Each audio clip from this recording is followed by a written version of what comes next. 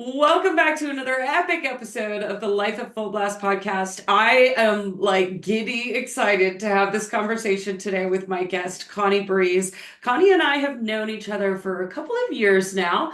And I remember the first time I met her, I was just like, yep, I love you. And well, we'll talk about this a little later in the show and what Connie has done for me personally as well. But Connie, I am excited to introduce you to my audience and share your brilliance with the world.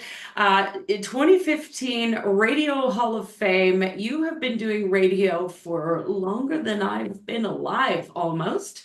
Welcome to the show, Connie. Thanks, Cindy. That's ominous. Oh my gosh. Well, I I'm want to know from you, first of all, we're going to get into all of the stuff you've done because you have met some incredible artists. I know that you are super passionate about the artists that you get to showcase, but I want to know what got you started in radio? Why radio? Cindy, my parents had four kids, Mhm. and every Christmas they would load us up in the station wagon and drive us from Michigan to Laguna Beach, California for Christmas vacation with my uncles. That's a long And time. I would sing every word to every song all the way there, right? And I'm the girl that called the radio station and won the prizes. And I'm the girl that called Casey Kasem and asked career advice. Like, I'm 22 and I'm calling Casey Kasem. And he actually called me back. Love it. Right. So I always have just had that affinity for artists. I also, like, when I would watch TV, like the Partridge Family, I would try to astral project myself into the TV to be part of the band, right? Yeah. Which turned out years later to be Eddie Levert from the OJ saying, as he's going out on stage, Breeze, you're not in the band. Right? Oh my gosh, I love it. So you have always loved radio. It was just like in Always, your blood. always, always. And it's funny because there's nobody else in my family like that. Hmm. I remember going next door to my best friend Sharon Bashiri's house, and we'd be playing some game, and her mother would have her stories on, like The Young and the Restless, and we'd be listening to the radio at the kitchen table, and I would be singing every word. Mm. In fact, you know what? My first babysitting job was for a guy named Nick Arema at Mhm. WHYT in Detroit. Nick Arema. And the first time he ever paid me was with a Billy Preston Nothing from Nothing album. Wow. Look Yep. at that. My cats just went insane. They're They really did. excited about that. I might end up with a cat on my head at some point during the show. Oh, I expect a pet to come barging in at any moment. Oh my gosh, I love it. So, you've been in radio pretty much your whole life. Yes. What's been, and I know this is like the hardest question to answer, what's been your most favorite moment? Oh, my favorite moment is that there have been so many moments. And, Mm. I have a dear friend named Sean who, despite the fact that he was my boss, he still speaks to me and he's a good friend. And we talk about that all the time. Like, we were so lucky to have moments that people will never have in their lifetime. And I'll give you an example. In 1991, Mhm. Mark Wahlberg was Marky Mark, Oh, I remember that. right? Marky Mark and the Funky Bunch. Yep. And one of the Funky Bunch was Hector the Booty Inspector. And I used to go, walk in front of me.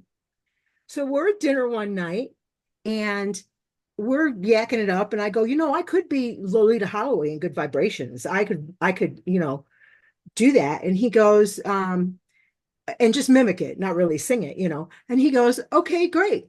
And so he called me out on stage, 10,000 people in Sacramento, and I sang Good Vibrations. And I have those pictures. Well, he has a restaurant here now, and I plan on going. Yes. I'm going to haul those pictures to that restaurant until I can meet up with him. Oh my gosh, heck And yes, you do. he was like 19 years old. I had such a crush on him when I was a kid. Oh, and he was such a great guy, such a great, sweet guy. And my friend Sean ran Interscope Records. And so I got to travel with them a little bit. Yeah. And my job was to get the black Sharpie so that he could sign the Calvin Klein underwear on Ah, tour. yes. Yeah. Yeah. My God. You must have so many stories like this that it's just endless. Like, yeah, I So can many, imagine. so many. And when I was in Portland, I decided that John Bon Jovi needed to see a band called the Dan Reed Network. Mhm. And I picked him up at the hotel. I'll never forget this. Him and Jonathan Cain, and took them to a place called the Last Hurrah. And Dan Reed got a record deal with Mercury Records because of that. Oh my gosh. But that's all stuff that comes from being young and spirit, and just because you just, you get your mindset on something and you're not thinking about anything else. And you just go, Yeah. well, of course we can. Yeah, exactly. You're just passionate about it and excited. I mean, that's how it works, right? Yeah, yeah. And who's going to say no? Right. I love it. I love it. So good. So, 2015 Radio Hall of Fame. Tell us how you felt when you found out. I was really excited about it. Hmm. And, I mean, I was really excited to go and get the reward. You Hmm. have to know that the Radio Hall of Fame is the, what do you call it? The award or the statue for hanging in long enough. That really is what it's about. It's Yeah, about that you've been in the business. I always had been in the business 30 years by then. right.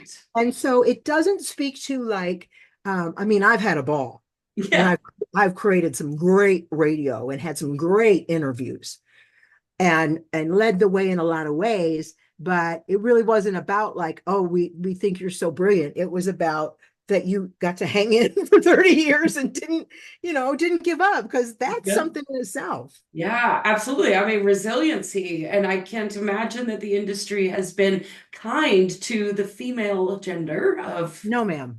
yes. Tell No. us a little bit about that. Well, in the moment, which I'm really grateful for, in the moment, I didn't recognize what was going on, right? Hmm. So I just worked for a company for 15 years. And what would happen would be I was the music director, and we would lose the program director. So then I would become the interim program director for months, maybe 9 months.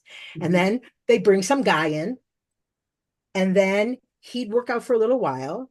And they always gave me the speech about, um, hey girl, you better rise up. And the chairman of the board is a female, and the family runs it, but the guys involved in my market are guys, and but her brothers. So he would say, you have to rise to the occasion. And I would say, I just did the budget and I'm the music director. Like, Right. what more do you want me to rise to, right? Yeah. But I never got at that time, oh, nothing's going to happen for you here. See, if I'd known that, I would have saved some of the passion. I would have been one of the people who went in, did my job, did my show, and then Hmm. left and did my life. Yeah. But I didn't do that. I made it Hmm. my life. Yeah. And then when things change, which they always do, Hmm. or something happens, it's soul crushing. Hmm. It takes a while to accept it and discern it and maneuver it. And so that's what you've really helped me with. What's been really great for me is, I'm not out of the business. I mean, I still Yeah. have stations all over the country. I am, however, my beautiful home studio, right? Mhm. And just it seems like more and more things are coming up to let go of. Yeah. But I'm telling my friends, God wants something bigger for you. And now I have to own that, Yeah. because there are bigger things for me to do, especially in our women's network. Hmm. I sort of been dragging my feet on, and Yeah. that's what it's like. But I love Teresa Goss, who is the founder and runs this network. She sends me a text and says, I'm so happy you're on this journey with us. Hmm. Right? Not where are my results, Right. but I'm so happy you're on this journey with us. And I really got that the last couple of days. Like, they say it's the journey, Hmm. but it really is. It really is. It really Even is. even the no's, and even the stuff that sucks, and even the, you know, stepping out with absolutely no, foundation under me. Now I Mhm. have a foundation of I did really good work. I never burned a bridge. Mhm. I was, I was very well suited to do the jobs I did. Yeah. But when you don't have the platform of a live radio station under you, you have to trust that all the work that you've done, I have to trust all the work that I've done equals something, Right. that the whole is greater than the sum of the parts of the things that I've done. And that's kind of what I'm on to now. Yeah, absolutely. Yeah. Absolutely. Like you said, everything always changes and it's how you adjust and pivot to that, right? Yeah. I was looking up, I was doing my research before we got on the show. Uh-huh. I had to know. I was like, okay, give me some of the names that you've worked with that I know, that I've heard, that I used to listen to. Boys to Men, Stevie Wonder, Queen Latifah. I mean, the list of names, I could go on for the rest of the show. The many artists that you've worked with. Yeah. What does it feel like to be able to showcase these artists and to share their magic with the world? It's a satisfaction more than being on the air for me. I actually found the mechanisms of, let's say, Boys to Men. Uh, I was at Motown Records at the time, and I would have to put together, they may put the marketing may put together a tour schedule. So I would put together how I was traveling with them and what hotels and blah, blah, blah, the travel part of it. And every night I would stand on the side of the stage and I would go, these guys are so amazing. I can't believe it. And I never got tired of a song. I never, Right? it never became mundane. And it Mm. became really fun to go to a town and go to a radio station and promote their record and then go to the show and go backstage and people were fighting. I'd have to give one radio station two guys and one radio station two guys and then go switch, right?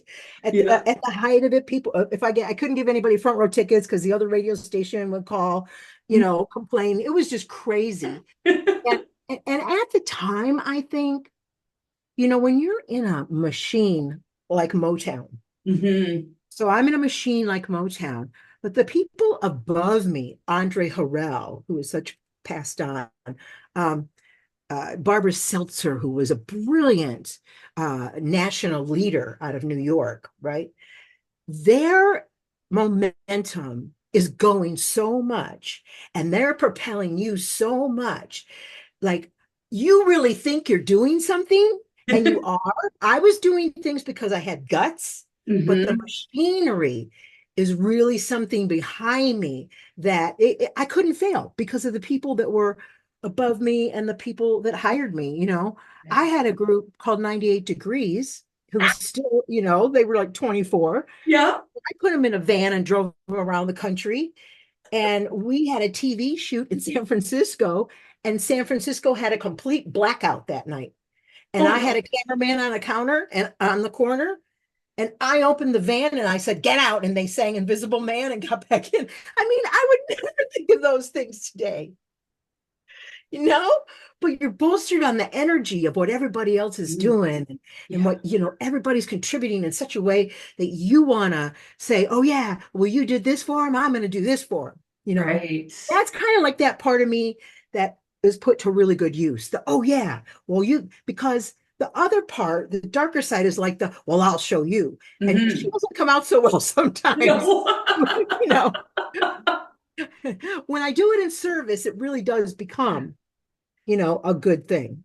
I love that. And I love that you bring up that you didn't do this alone, right? There were so many No, people oh no, involved, and it was a group project, like you called it the machine, right? This yeah, group yeah. collective energy that's coming together.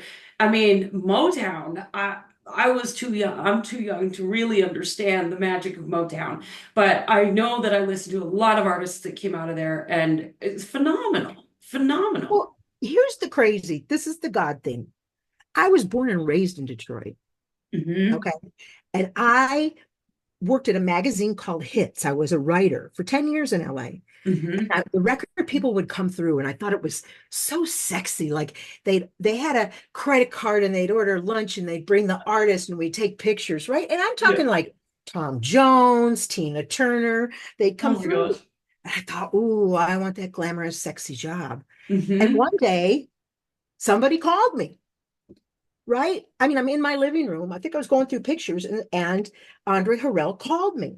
Mm-hmm. Well, there had always been a thing with my bosses, which is you can't poach our employees, right? Ah, yeah. But he had gone to my boss and said, I really think she could run the West Coast and I want her. And my boss knew that I was kind of tired and kind of done. And in fact, he said to him, when she's done, you'll know. And so they recommended me for the job, which Wow. was like still to this day my favorite. Mm-hmm. And Cindy, I was like, when they said you have to go to Power 106 in LA and pick up Stevie Wonder with a Right? limo, I was like in high school. I mean, I'm gonna tell you, he didn't see it, but I was like, oh my God. And I Yeah. remember being in the lobby and he'd done an interview and he was walking out and I was like, oh my God, it's Stevie Wonder. Oh my God. Stevie gets in the car and he goes, I'll drive. Oh my gosh, that's hilarious. Yeah. Man, yeah, I can only imagine. Okay, so I was going to take this a different direction, but I want to know, just out of curiosity, how did you stop yourself, or did you stop yourself from being starstruck by all these incredible artists? All I can say is that since I was very young, I imagined that I belonged with them. I Mm, imagined that that's where I belonged. And yeah. I feel that way when I'm with an artist. And, I was at a long time ago in LA with a friend, and Nancy Sinatra was singing at a club, and I Mm-hmm. went as a guest, right? But some guy put a glass from alcohol on the stage. Mm-hmm. And I took it off and I said, don't put a glass of alcohol so the artist can trip. And my girlfriend goes, oh my God, that is just so who you are. Like I Yeah. get such joy out of that. What Mm-hmm. um, saying for other people, no, they're not going to do that, or yes, they'll do this. Mm-hmm. Like watching out for them and protecting them. It's like a mother lion thing, Ah, and I yes. really love it. Yeah. Oh my gosh. Hi, you guys. My husband and my puppy are home. I told you there was going to be an Ah! animal at some point during this podcast. Oh my gosh, I love it. I love it. So funny. Well, I'm going to change gears here for a minute. Okay. So, you had a situation, well, the world had a situation not too long ago, this fun pandemic that showed up. How did that change radio? And what did it do? How did it change your perspective? Well, I think the pandemic changed everything in general, Mhm. right? Mhm.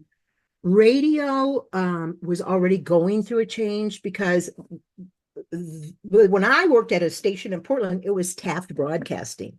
Then it was Mhm. J-Core, then it was Clear Channel. So these big companies which purchased the independently owned stations, right? I read an article a guy wrote the other day that was so smart and so right on. The stations thought they were getting into the advertising business, but they Mhm. were really getting into show business. So Mhm. what's happened is there is no more, and I feel like I can say this, and no matter where this podcast goes in the world, I'm not saying anything that's controversial. There's maybe a Ryan Seacrest, maybe a Hollywood Hamilton, an Ellen Kay in LA. There's a few people that it is about their talent, but the rest of the industry, it's not, right? So here's how it changed. I was going into a radio station 75 hours a week, which Mhm. I could have given me 80. I would have gone. Yeah. I loved it. On the air live, talking to people in the middle of the community Yeah. and living this radio station. Mhm.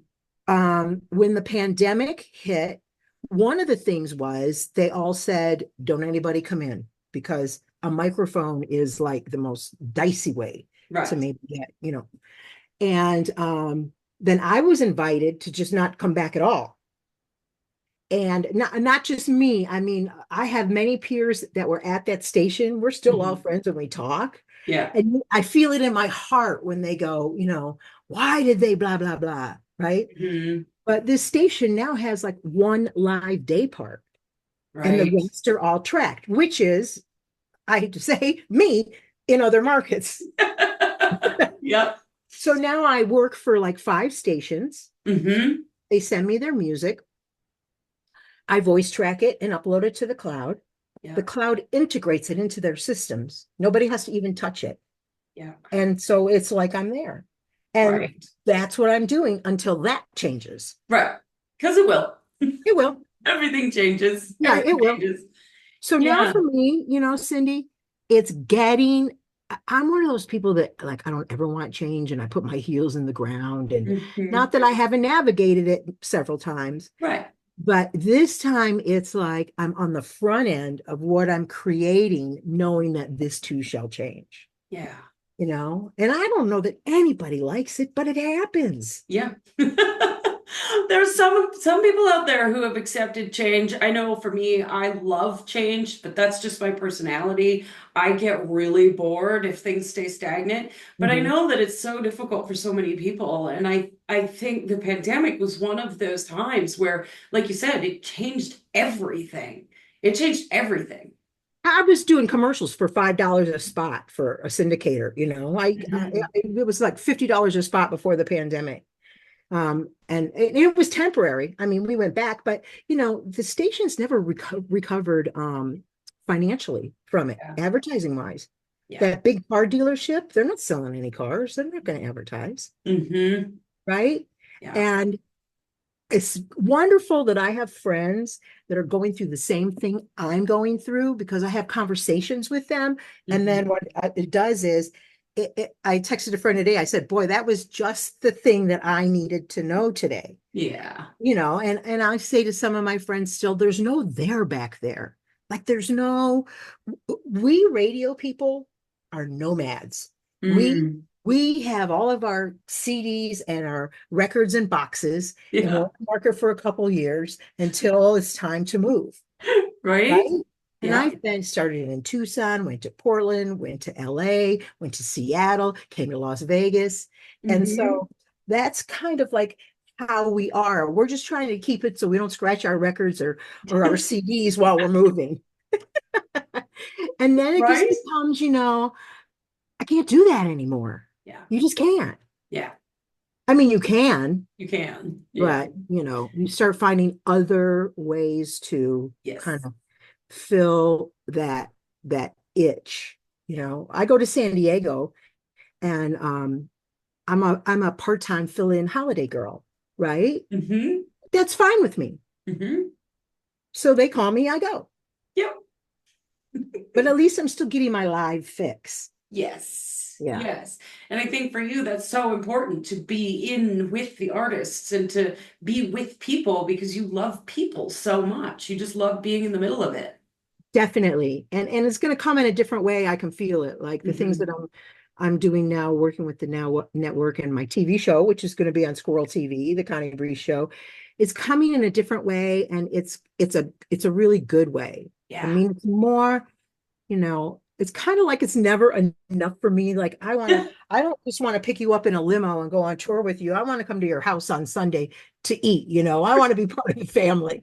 And so Yeah. that's kind of like that crazy thing that kind of drives me. I love it. I love it. Well, you are definitely family for me, Connie, Me for because you.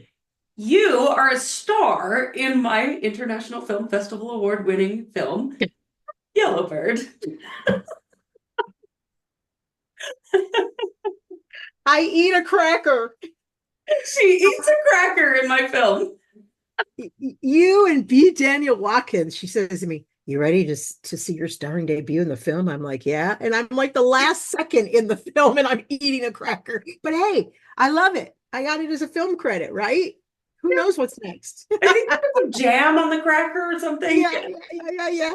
Oh my gosh, I love it so much. Well, I Yeah. want to thank you for being a part of the project and believing in the project, showing up at the last minute because we didn't have somebody to play the part of eating a cracker.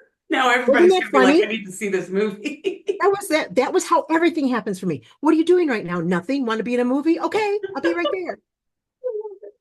Anything else I try to push in any other way doesn't work. Yeah, I love it. You just gotta go with the flow. Yes, and I want to thank you with for your coaching on Full Blast in the series that we went through. Yeah. I'm telling you, life changing for me. Mm. Life changing. You know, the mind is a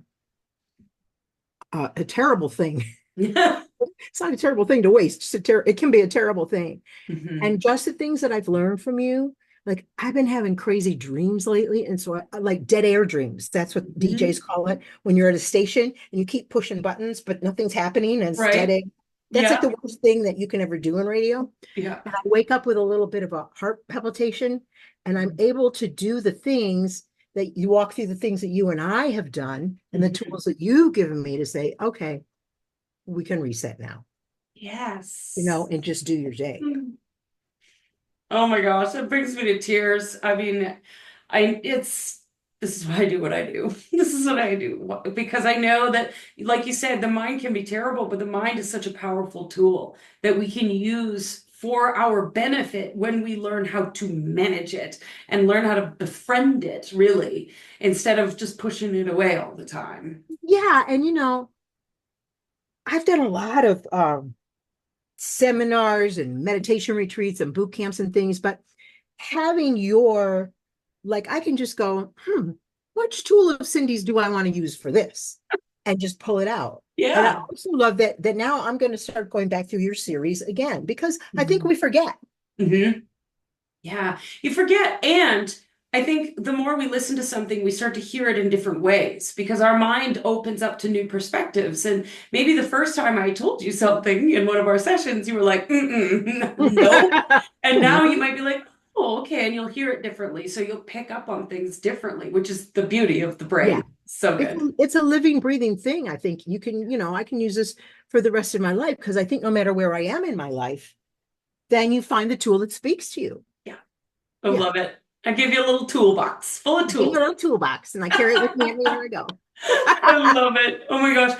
So you've mentioned, sprinkled through the Now Network. Mhm. What's next for Connie Breeze? Um, that's funny. Well, this is my like what I'm uh visioning and knowing I'm going to do. What I want to do now, because the Now Network, the network of outstanding women, Mhm. there are all these women who are incredible life changers like yourself, people that have different techniques, Marie Diamond, who's a master transformation, all these women with different gifts that make a difference in someone's life. Mhm. And so what I'm after now is taking the artists that I know, right? So there's two things: taking the artists I know, working with Teresa Goss, who's the founder, and bringing into different cities a couple of powerful speakers matched with a musical person that would do a set at the end. I love it. Right, Yeah. right. That's not my idea. That's Teresa and Dr. Cindy, but I'm going to tell you, it's a great idea. So Hmm. you get a couple because the speakers sell out the venue. Right. The artist just gets the glory of playing to a sold out venue. Yeah. And I'm gonna pick up my mantle again for the Connie Breeze show. Good. And I have a lot of artists that have, artists go through so much. And Mhm. if you're not on the bus with them and you don't know, you know, um, they've had a death in the family or there's always real life happening, yet these people still get on stage, Mhm. right? And there are people with incredible stories.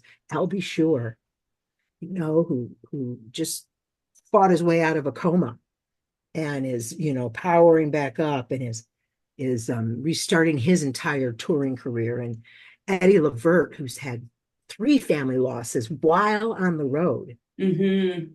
Not to mention he was born in the 40s. And so that whole conversation that we had. Yeah. And I think that people when they do a meet and greet, they got 30 seconds to run by and go, "Hi, I love you, and this song changed my life." Oh Yeah, yeah. my But God. and the artists, like, they love that. Yeah. But when you can really hear someone else's story, Hmm. Eddie Levert, who was like a father to Keith Sweat and Johnny Gill and Gerald Levert and so many people, so many of that generation, our generation, which is about a half a step up from your generation, right? The old school artists. Yeah. We had conversations that blew my mind. Hmm. He said to me one day, "You know how you see us, but you don't know how we see you." Now that is like that's a Right? oh, that's a conversation. Yeah, yeah, yeah. And Wow. so those are the people. There are so many of them. Rick Springfield, Marky Mark. I'm gonna get his little butt. I'm Yeah, gonna go you take this are. one with my pictures. I'm telling you, it's gonna happen. Oh my God, I can't wait. I can't wait. Oh my gosh. Well, Connie, I'm so excited for you. I'm so excited for what's next. I've seen such a transformation in you in the last few months, and you are ready to rock and roll. You're ready to get back in the arena. I'm so excited for you, and I have loved every moment of this conversation. I feel like we could talk for 10 more hours. Me You too, and know, thank you so much. I love you, and I love the difference you've made in my life, Cindy. Thank you. My pleasure. So, Connie, how can people listen to you, find you? How can they connect with you? They can. I'm on Facebook Hmm? / Connie Breeze, Okay, Connie Breeze / Instagram. If you want to get a link to my stations that I'm on, you can just send me DM me and I'll send you a link. excellent. And we'll keep it rocking and rolling. Excellent. Well, I'll make sure that's all in the show notes. So if you are interested in connecting with Connie Breeze, you can do that. Grab the link in the show notes. Connie, thank you. You are magical. Thank you for sharing your brilliance with the world. Thank you, my friend.